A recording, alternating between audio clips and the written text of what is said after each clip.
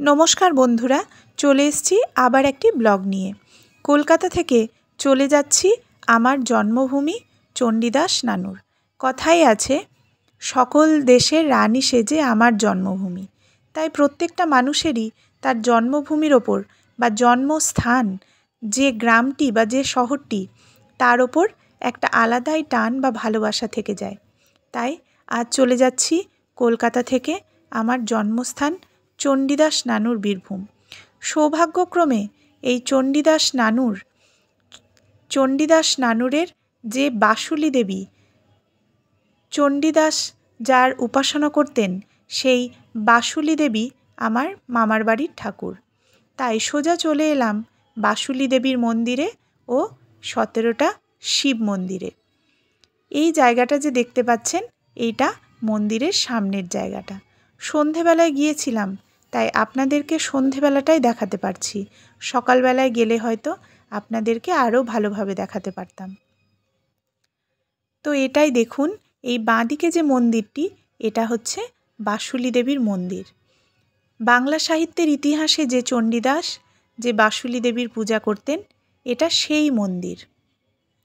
এখানে মা বিশালাক্ষী হচ্ছে মহাসরস্বতীর রূপ, তার সাথে রয়েছে নারায়ণ এবং বাঁদিকে শিবলিঙ্গও রয়েছে। আমি যখন গেছি তখন মাকে অলরেডি শয়নে দিয়ে দেওয়া হয়ে গেছে। এটা বাসুলি দেবীর মেন মন্দির। কখনো আপনাদের বাসুলি দেবীর গল্প শোনাবো, কমেন্ট করবেন, তাহলে বাসুলি দেবীর গল্প নিয়ে আরেকটা ব্লগ আমি তৈরি করব।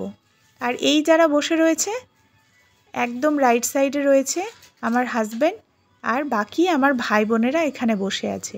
আর এই যতগুলো মন্দির দেখছেন, এগুলো সমস্ত হচ্ছে শিব মন্দির।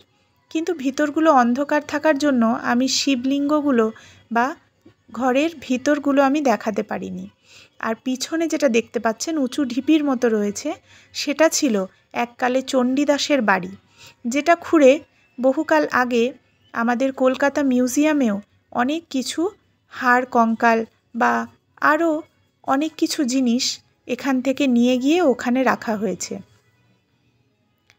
তো আপনারা দেখুন, এই মন্দিরটা যেভাবে টেরাকোটার কাজ রয়েছে, এগুলো সব মন্দিরেই ছিল, কিন্তু আস্তে আস্তে যত বছর হচ্ছে পুরনো, তত হচ্ছে এই কাজগুলো আস্তে আস্তে নষ্ট হয়ে যাচ্ছে এবং কিছু কিছু মন্দির দেখতে পাবেন যে প্লেন সিমেন্টিং করে দেওয়া হয়ে গেছে। তো এইগুলো সবই হচ্ছে শিব ঠাকুরের মন্দির, শিবের মন্দির।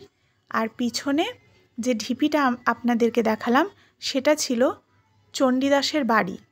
এছাড়াও রামী চণ্ডীদাসের সেই যে কাপড় কাচা পাটা, সেই সমস্ত কিছু আছে, কিন্তু সেই অবধি সময়ের অভাবে আর যেতে পারলাম না, আর আপনাদেরকে দেখাতেও পারলাম না। আর এই যে মন্দিরটি দেখছেন, এখানে হচ্ছে দুর্গা পুজো, কালী পুজো, এই সমস্ত পুজোগুলো হয়ে থাকে। পুরোটাই আমি মোবাইলে রেকর্ড করেছি, মাঝে মাঝে আমার ছাওয়াটাও তাই দেখতে পাচ্ছেন। এই যে ঢিপিটার পাশ দিয়ে যেতে যেতে আপনাদেরকে ঢিপিটা দেখালাম। এই যে সামনে যে শিমুল গাছটা দেখছেন, ওর সাইডে যে গাঁঠ রয়েছে, ঢিপিটা কখনো অতটা উঁচু ছিল, আস্তে আস্তে ক্ষয়ে ক্ষয়ে ঢিপিটা এই জায়গায় এসে পরিণত হয়েছে।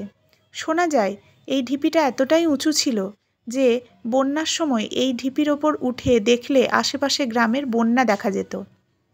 কিন্তু এখন ঢিপিটা আস্তে আস্তে এরকম সমতলে পরিণত হচ্ছে।